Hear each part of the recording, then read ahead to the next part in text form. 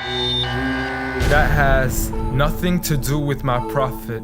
Please just stop it. It doesn't make any sense. That's not the message he sent. That's not what he meant. That's not why he came. So you can claim as much as you want to, but I assure you the man I follow was not the same.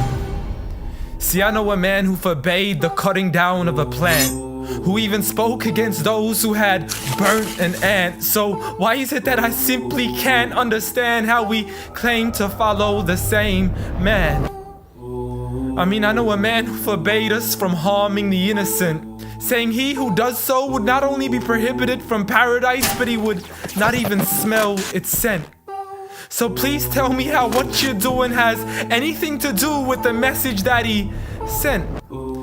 This is the man who forbade us from even scaring cattle with a knife, saying you have no right to let the animal die twice. And when he was asked for advice, he'd reply, don't get angry, don't get angry, don't get angry, repeating it thrice.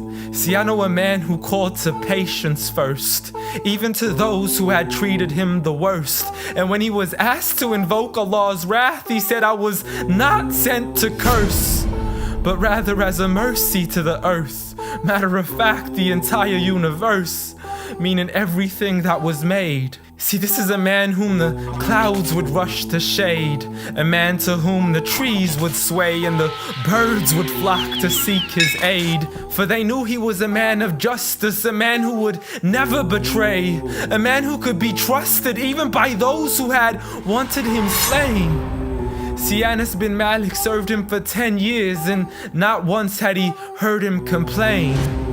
For he would never get angry for himself, but only for Allah's sake.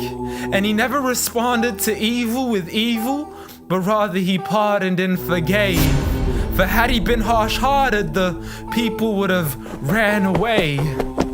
So what is it that we still don't understand when we claim to follow Islam, yet we fail to follow this man? I mean, I know a man who was so caring and compassionate, who said that there is a reward in serving all things that are animate.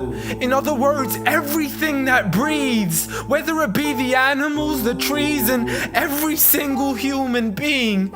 I mean, if Allah called him Rahmatan lil Alameen, how dare you call him anything else that contravenes?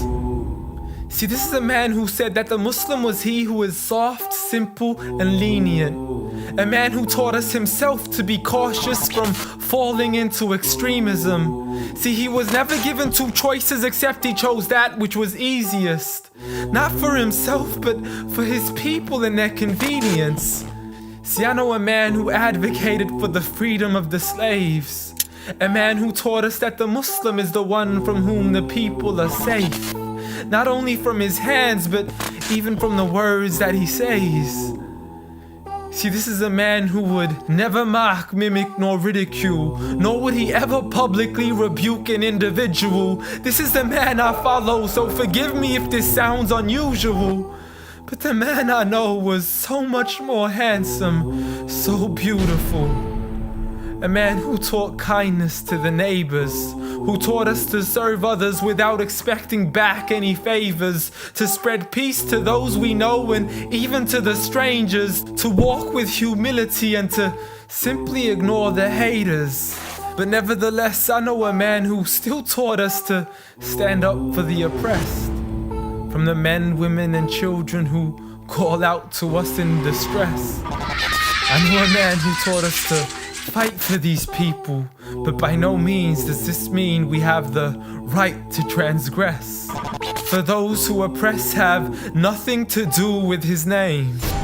So you can say what you wish to say and continue to defame his name, but at the end of the day, I assure you, the man I follow was not the same.